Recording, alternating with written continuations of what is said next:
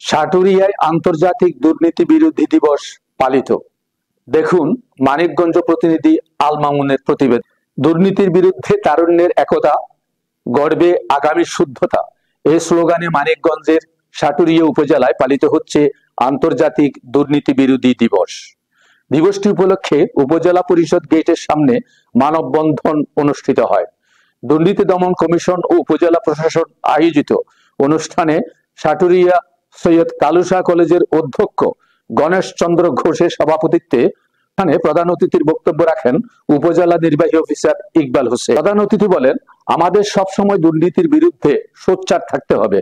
পরিবারের বাবা মায়ের উচিত স্কুল কলেজে ভর্তি হওয়ার পূর্বে তাদের সন্তানকে নৈতিকতা ও ধর্মীয় শিক্ষা দেওয়া। ছোটবেলা থেকেই যদি প্রতিটি সন্তান আদর্শ ও নৈতিকতার শিক্ষা নিয়ে বড় হয়, তাহলে তার পক্ষে দুর্নীতি করা সম্ভব নয়।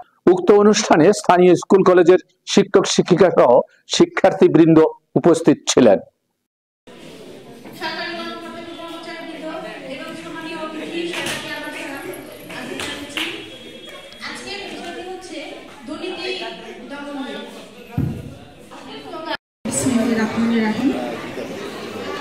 আজ 9 ডিসেম্বর আন্তর্জাতিক দুর্নীতি বিরোধী দিবস। রাজনৈতিক, ধর্ম, আইন, আদালত, বিচার কার্য, প্রশাসন, পুলিশ সকল ক্ষেত্রে কিন্তু আমরা এই দুর্নীতি শব্দটি ব্যবহার আমরা না চাইলেও করতে হয়, কারণ এটি এসে যায় এবং এটি রোধ